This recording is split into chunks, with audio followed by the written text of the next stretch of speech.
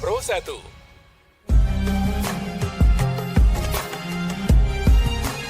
Mutiara Pagi Pro 1.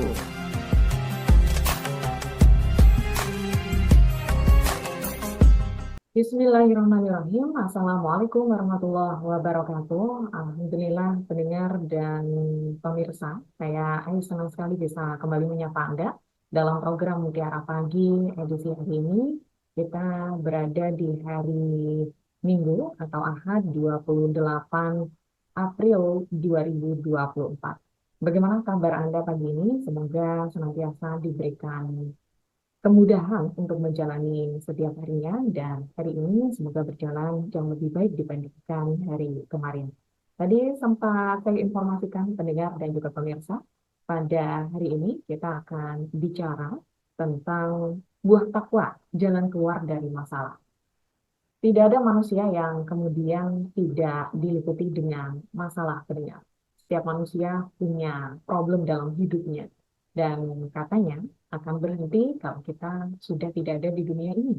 Lalu bagaimana agar kita bisa mencapai ketakwaan itu yang menjadi solusi dari setiap masalah yang ada bagi umat Muslim? Pendengar, langsung saja kita akan gali ilmunya bersama dengan narasumber hari ini, Ustadz Ahmad Hudzaifah SO, MHI.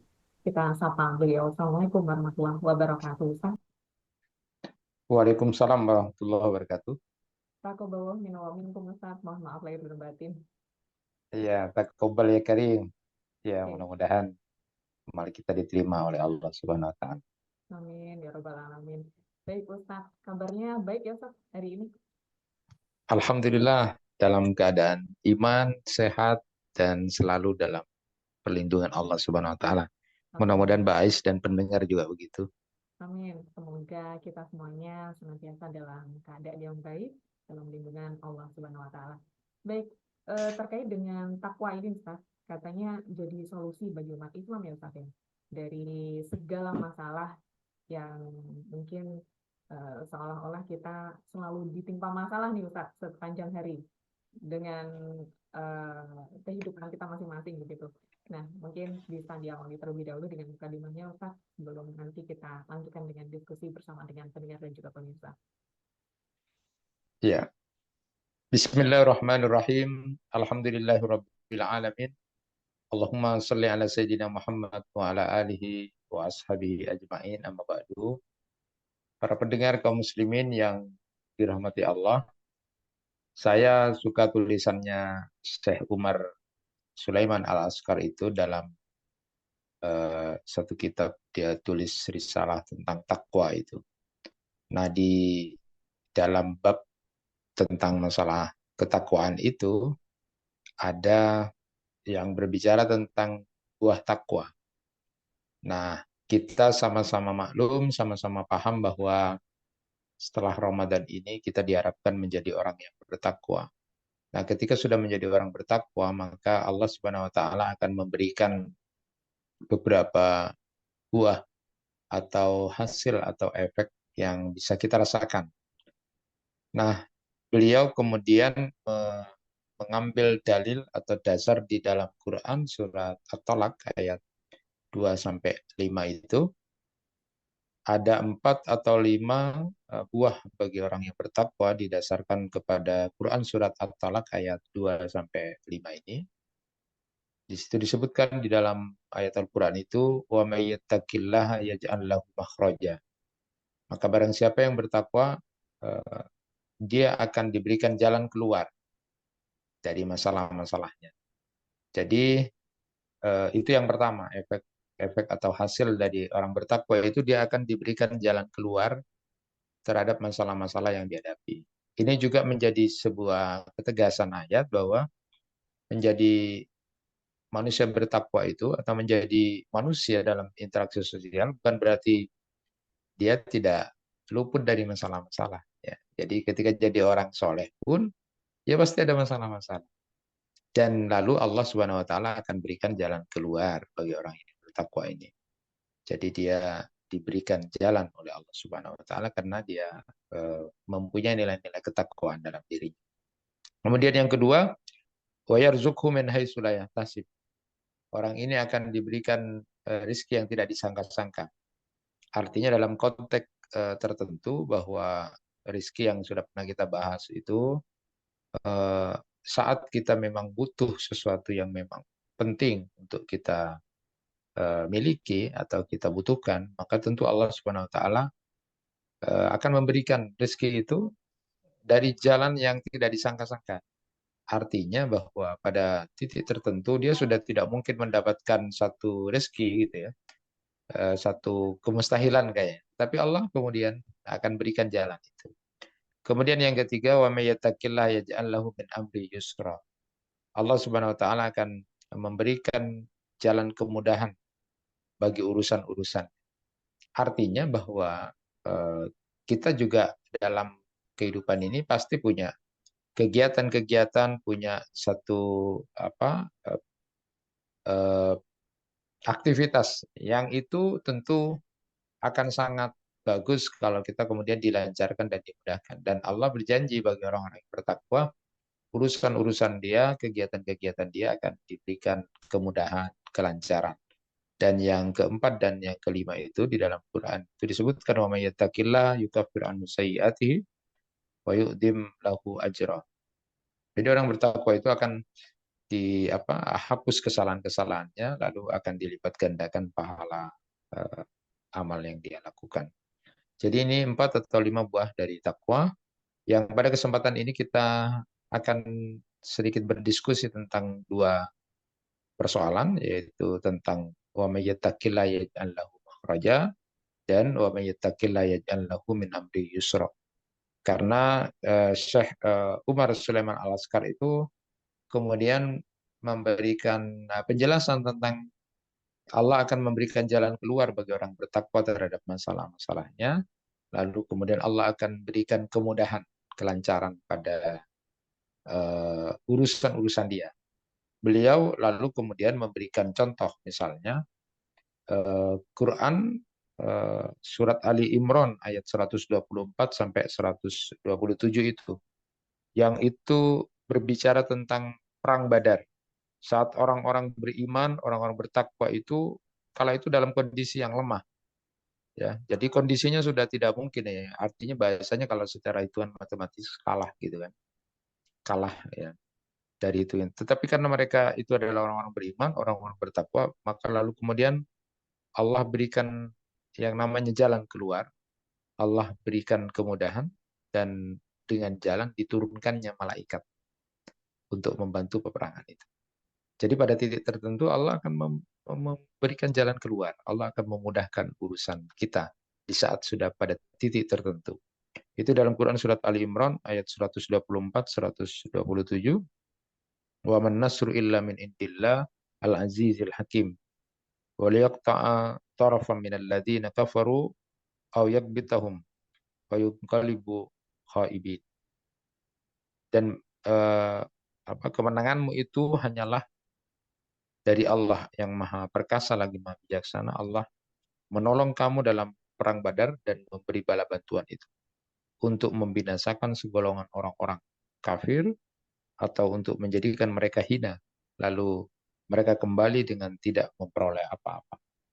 Jadi di dalam ayat ini diterangkan bahwa orang-orang yang sudah bertakwa itu nanti Allah akan berikan jalan keluar dan jalan kemudahan terhadap masalah-masalah yang dia hadapi. Bahkan itu di tafsir Ibnu Katsir itu ketika memberikan gambaran tentang sesuatu yang luar biasa yang terjadi pada seseorang itu adalah saat beliau bercerita bahwa dulu ada kisah yang menarik, yaitu Ad-Duki As-Sufi itu saat kemudian suatu saat dia berjalan kudanya, keledainya itu, lalu kemudian ada orang yang berniat baik pada dia untuk menolong mencari jalan yang tepat kepada tujuan di Damaskus itu. Tapi ternyata ketika ditolong orang itu, ya dia mengikuti jadi petunjuk, kok jadi aneh ini jalannya, kok kayak kayak bahaya, kok malah tidak cepat. Sadar bahwa dia ini akan berbahaya, lalu kemudian kok jalannya kok ke sini malah. Tak tahu kemudian orang itu inti singkat ceritanya dia mau membunuh ini ya, Aduki As-Sufi ini.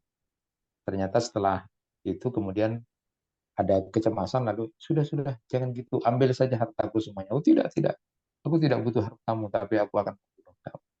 Nah saat itu dia gemetar gitu ya, gemetar.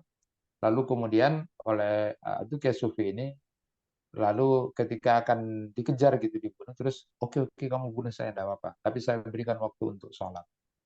Jadi dia sholat 2 rakaat itu, dan tapi kemudian sholatnya itu tidak ada ayat yang dia pahami karena tidak nyambung, karena ketakutan yang luar biasa.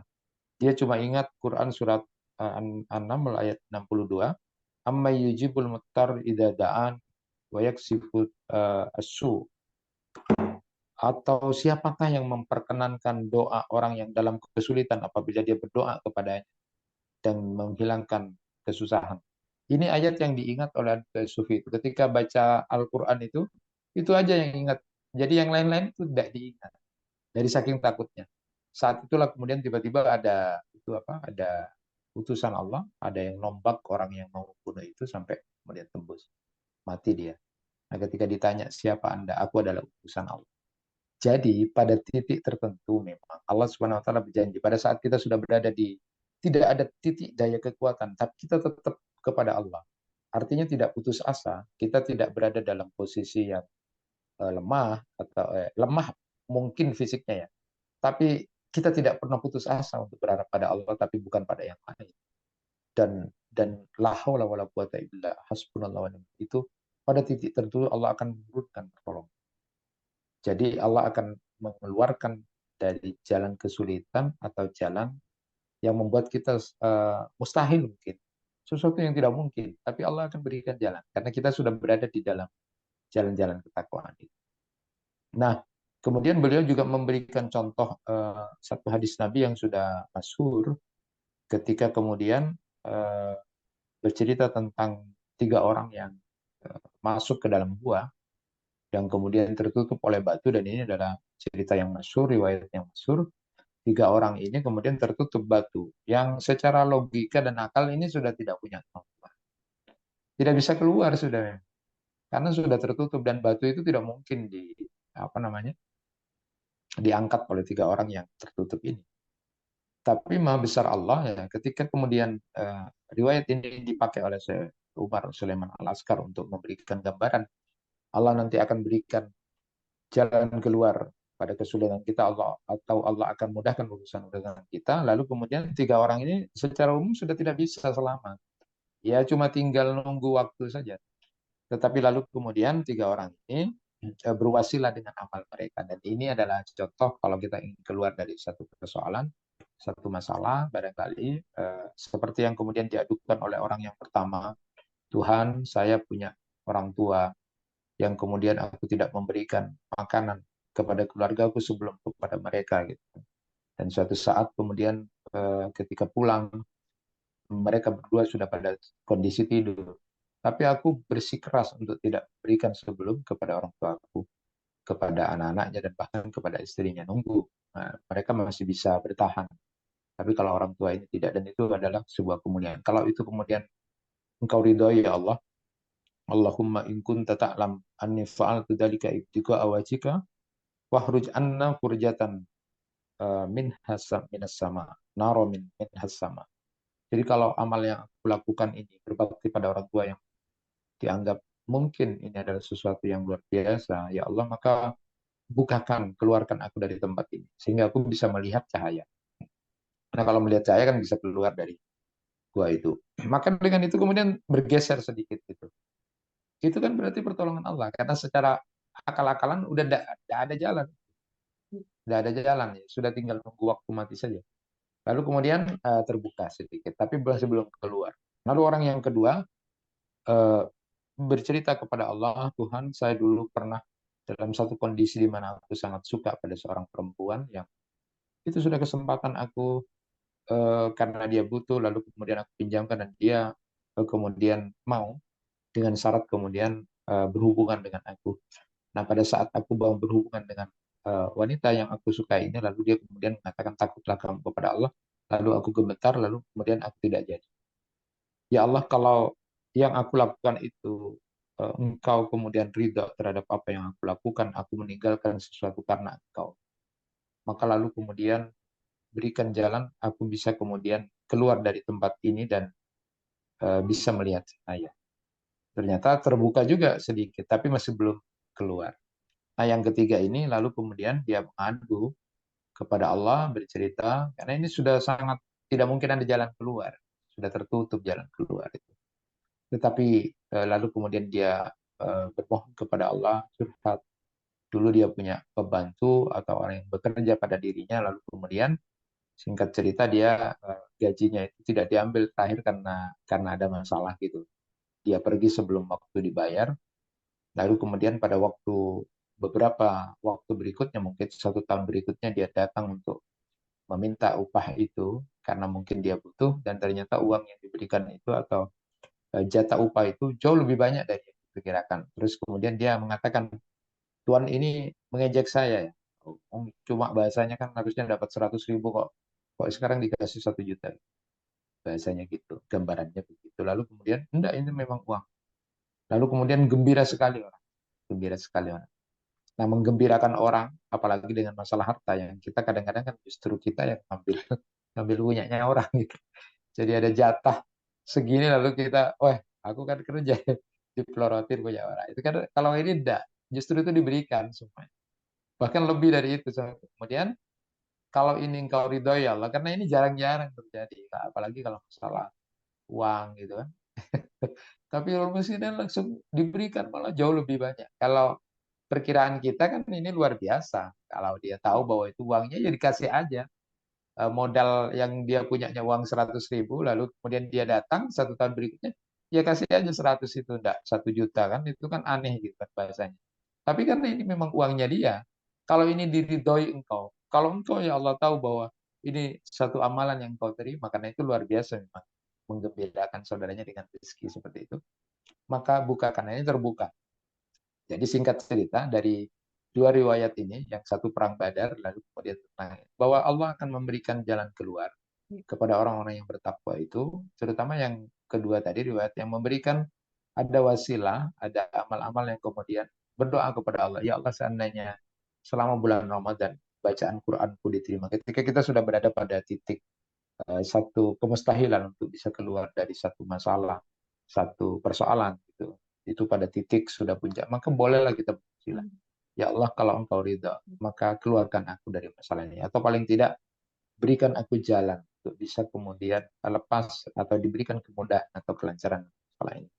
Nah, dua hal ini menjadi, semacam bargaining ya Ustaz, berarti istilahnya ya gitu. kalau bahasa Bisnisnya. diplomasi kita atau kemudian bisnisnya atau kemudian peperangan, iya. Tapi setidaknya ini kemudian semacam gambaran bahwa eh, amal-amal yang ikhlas yang kita terima itu memang yang diterima Allah itu akan menjadi jalan peluang, kita akan diberikan kebaikan oleh Allah Subhanahu wa taala, dan itu tidak hanya didapati di akhirat, di dunia pun kita bisa ketika kita berada dalam kondisi semacam itu. Jadi riwayat ini yang kemudian menurut para ulama hadis itu, karena ini adalah hadis, seperti guru besar Syekh Ahmad Umar Hasim, guru besar ilmu hadis di Universitas Al-Azhar itu, Kairo itu, menyatakan bahwa riwayat ini merupakan bukti yang sangat kuat bahwa amal yang ikhlas karena Allah akan membawa keselamatan tidak cuma di akhirat, tapi di dunia ini akan dirasakan dengan persoalan yang sedang dia alami. Ya, walaupun mungkin itu sesuatu yang sangat sulit sudah, tetapi karena kekuatan keikhlasan amal yang sudah kemudian diterima oleh Allah Subhanahu Wa Taala itu menjadi sebuah semacam investasi ya, modal untuk kita kemudian bisa curhat kepada Allah, untuk kemudian itu bisa diperlihatkan nilai hasilnya tidak hanya di akhir tapi di dunia. Sehingga kata para ulama pun menyebutkan bahwa pentingnya diterimanya amal itu jauh lebih penting dari amal itu sendiri. Jadi diterimanya amal itu jauh lebih penting dari amal itu sendiri. Sehingga kemudian selesai Ramadan ini kan para ulama itu ada yang menyebutkan sampai berdoa selama 6 bulan, terima ya Allah, terima ya Allah. baru 6 bulan berikutnya berdoa bisa ketemu dengan bulan Ramadan Ramadan lagi. lagi. Jadi iya, makanya tetapi kan problemnya tadi itu, masalahnya kan kita tidak seperti Ka'ab ya, yang langsung dikabari oleh Rasulullah, oleh Allah Subhanahu wa taala, oleh Rasulullah, Ka'ab berbahagia kamu hari ini gitu kan itu. Karena Allah sudah mengampuni seluruh dosamu dan kamu seperti bayi yang baru dilahirkan. Nah, kita ini kan tidak ada yang ngabari, Mbak. Tidak ada yang Iya, ngabari diterima atau tidak. Sehingga sunnah Nabi itu apa? Sunnahnya Nabi ketika kita ketemu, taqabbalallahu minna wa minkum. Jadi kita berdoa mudah-mudahan diterima, mudah-mudahan diterima. Itu kan itu terus itu. iya, Kita doa selama 1 bulan Syawal itu seperti itu. baik. Sehingga nanti akan menjadi sebuah nilai buat kita untuk bisa keluar dari persoalan. Itu efek dari buah Bertakwa dari tadi. takwa itu Ya, ada 4 atau 5 tadi disebutkan dalam Quran surat At-Talaq ayat 2-5 itu baik, paling tidak yang sedang kita bahas itu adalah baik, tentang jalan keluar atau kemudahan. baik, Ustaz. Baik. Dan Masya Allah ya, luar biasa dari kelimanya ini. Saya review sedikit Ustaz ya, sebelum kita ajak pendengar untuk bergabung maupun pemirsa. Tadi yang pertama untuk diberikan jalan keluar dari masalah yang sedang kita hadapi, kemudian rezeki yang tidak terduga-duga begitu ya, Ustaz. Kemudian juga Iya, jalan kemudahan dari segala urusan-urusan kita. Yang keempat dan kelima, menghapus kesalahan dan dilipat gandakan pahala kita, begitu ya Ustaz ya? iya, Ya, baik. Dan pendengar maupun pemirsa, tadi Anda sudah ikuti penjelasan dari narasumber kita, Ustaz Ahmad Hudzaifah SOSMI. Silakan Anda bisa bergabung di Mutiara Pagi, tentunya melalui telepon di 0811 3345 101. Nomor ini juga bisa Anda gunakan untuk mengirim WhatsApp, atau Anda juga bisa di 665 396 662 317 dengan kode area 0328 untuk Anda yang berada di luar kawasan Sumber.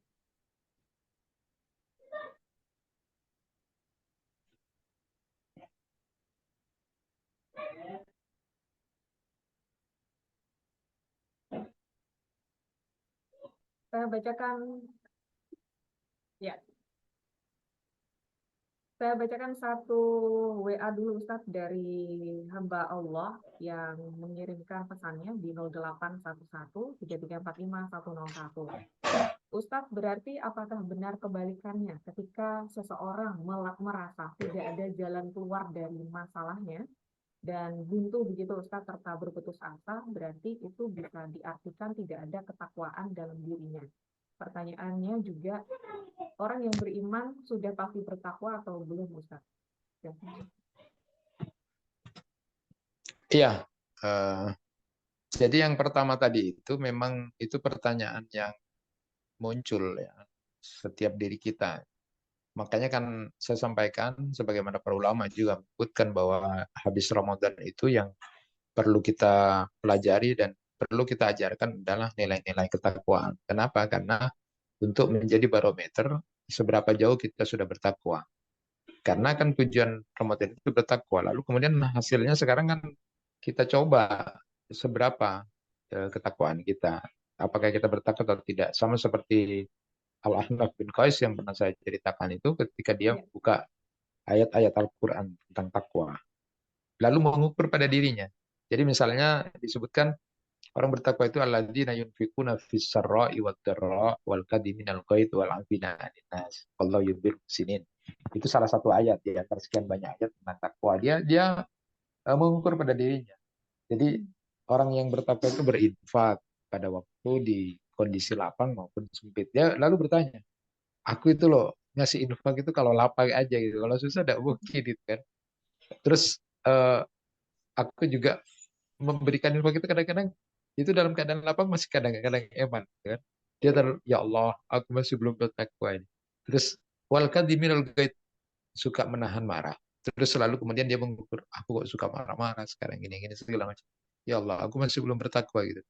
Terus wal afina anin nas, suka memaafkan. Aku ini kadang-kadang susah untuk memaafkan karena terlalu sakit misalnya. Dia lalu kemudian mengukur dirinya itu dengan barometer Al-Quran itu. Karena dia ingin belajar tentang itu. Sama dengan tadi itu. Ukuran-ukuran itu misalnya ketika saya ini sudah termasuk orang bertakwa enggak ya. Ketika saya punya masalah tapi sudah mentok. Bukan itu ya. Tetapi pada saat yang dia pahami dengan ketakwaan itu adalah pertama bahwa eh, di saat dia berada dalam titik di mana dia sudah tidak ada jalan, dia sudah mentok mentok dalam urusannya, dia tidak meninggalkan Allah. Dia kemudian pasrah kepada Allah di saat sudah tidak ada jalan lain. Tidak ada usaha yang dia bisa lakukan, tetapi lalu Allah kemudian akan memberikan pertolongan. Itu di titik terakhir. Yang terpenting tidak tergolong orang putus asa. Kenapa? Karena orang yang putus asa, lemah, dia sudah tidak lalu kemudian apalagi naudzubillah menggunakan jalan bunuh diri misalnya atau kemudian takut lalu, maka itu adalah sebuah kesalahan. Karena orang bertakwa itu bertahan di titik tertentu. Ketika Nabi Yunus sudah berada di dalam bahasa kegelapan demi kegelapan itu, kenapa kegelapan demi kegelapan dalam bahasa Al-Quran itu, bayangkan berada di dalam ikan di laut yang paling dalam, dan itu malam hari, itu kan kegelapan di atas kegelapan. Tapi yang dibaca oleh Nabi Yunus itulah ilah ilah subhanaka ini untuk minadzalimin. Dia menyalahkan diri sendiri, tidak siapapun. Dia sudah berada dalam, lalu Allah keluarkan karena sudah tidak ada jalan sebenarnya. Jadi jangan sampai di titik putus asa. Sehingga la taqnatu min rahmatillah, jangan kamu kemudian pernah berada pada titik tertentu sudah mentok tidak bisa, kamu kemudian lalu berputus asa dari rahmat Allah. Tidak, tetaplah kamu berharap pada Allah. Dan di saat itulah nilai ketakwaan itu ada. Jadi jangan semata-mata lalu kemudian saya tidak diberi jalan keluar nih sudah mentok, berarti saya sudah bertakwa loh. Enggak. Tetapi adalah mengukurnya adalah di saat itu sudah tidak ada jalan keluar, lalu dia kemudian tidak pernah berputus asa dari rahmat Allah, dan di titik tertentu itu kemudian dia tetap kemudian ada hubungan dengan Allah Subhanahu Wa Taala, lalu dia mengatakan dengan kalimat-kalimat thayyibah seperti la haula wala quwwata illa billah, bisa mengucapkan dengan kalimat hasbunallah wa ni'mal wakil, cukup Allah yang menjadi segala macam, yang dia ucapkan itu nilai-nilai ketakwaan, dan saat itulah kemudian Allah akan memberikan pertolongan, sama seperti perang Badar itu yang kemudian sudah tidak mungkin menang, sama dengan yang tertutup di dalam gua itu. Kita sapa penelpon dulu ya Pak ya. Assalamualaikum. Iya, iya, mari silakan. Suaranya kecil Bapak, bisa agak keras? Iya Pak Ahmadi, silakan dengan pertanyaannya. Seperti apa itu Pak Ahmad?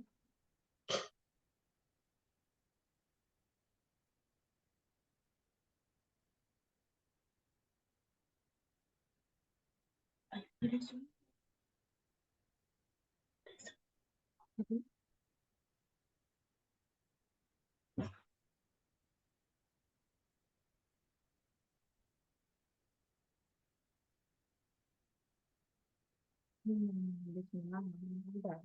Oke. Baik Pak Ahmad. Waalaikumsalam warahmatullahi wabarakatuh. Ini nampaknya sudah mempersiapkan Idul Kurban juga ya Ustaz ya. Bisa tidak dengar, Dulu, tidak dengar. Ustaz, ada penelpon lagi. Assalamualaikum. Halo, Assalamualaikum. Ya.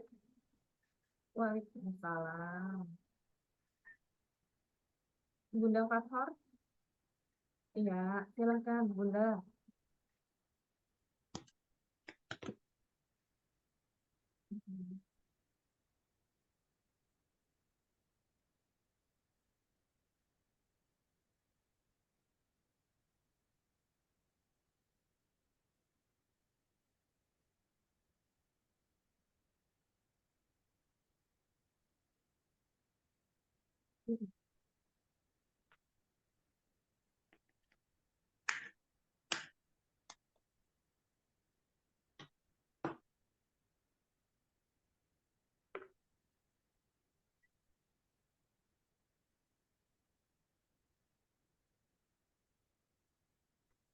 Baik.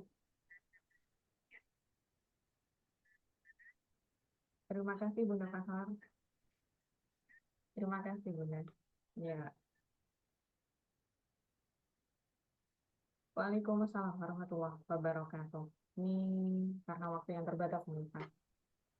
Tinggal 5 menit, semoga bisa menuntaskan dua pertanyaan itu ya. Saya tidak mendengar dua pertanyaannya, mungkin bisa dibahas. Baik, saya sampaikan mungkin Ustaz. Yang pertama dari Pak Ahmadi Biru Baru. beliau menanyakan bacaan basmalah yang benar ketika menyembelih hewan itu seperti apa Ustaz? Apakah Bismillahirrahmanirrahim yang katanya itu menurut pemahaman beliau katanya dilarang Ustaz kalau Bismillahirrahmanirrahim, tapi Bismillah wallahu akbar begitu yang benar. Apakah ada bacaan khusus atau yang benar seperti apa Ustaz?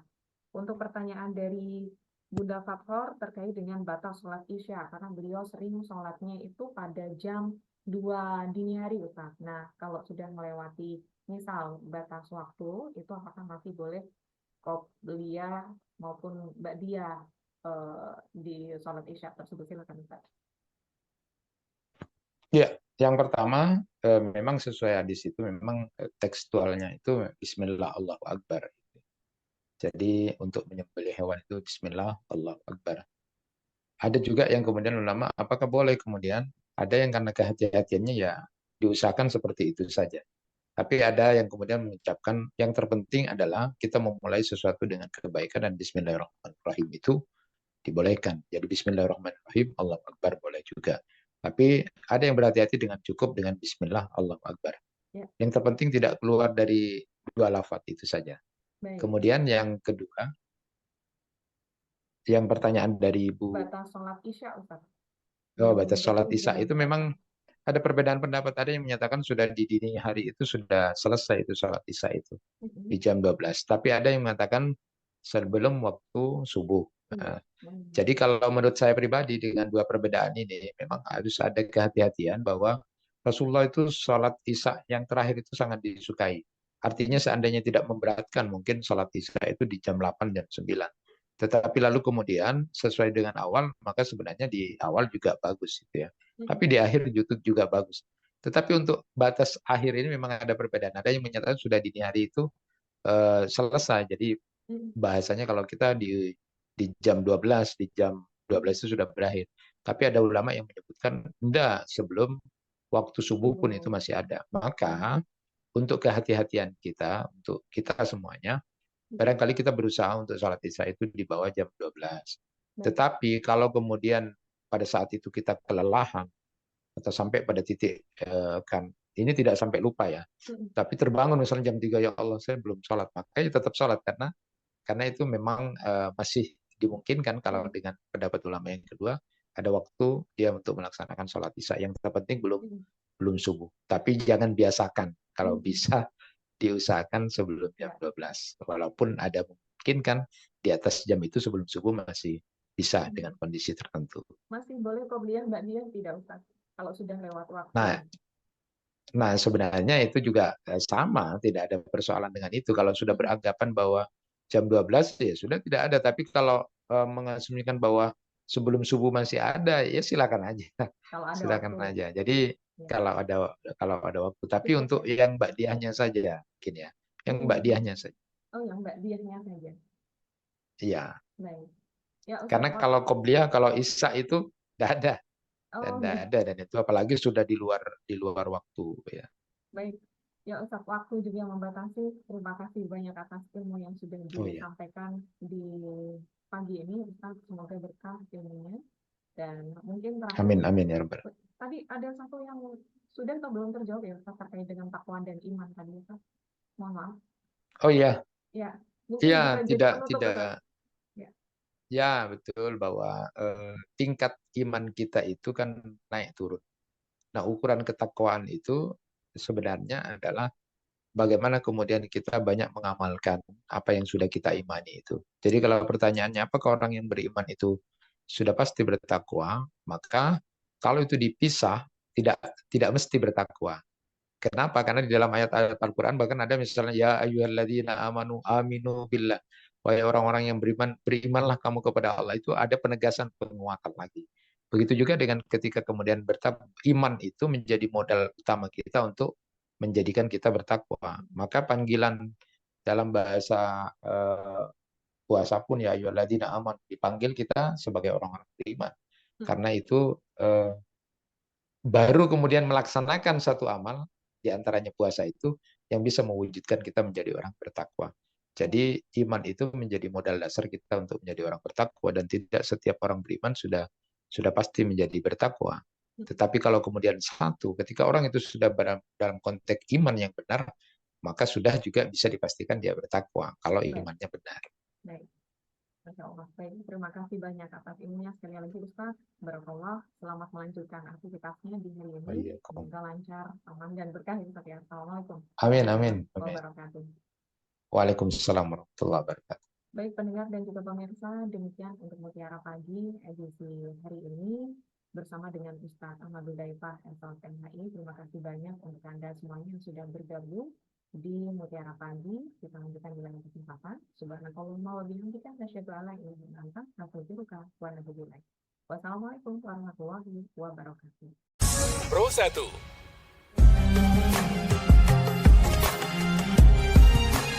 Mutiara Pagi Pro 1.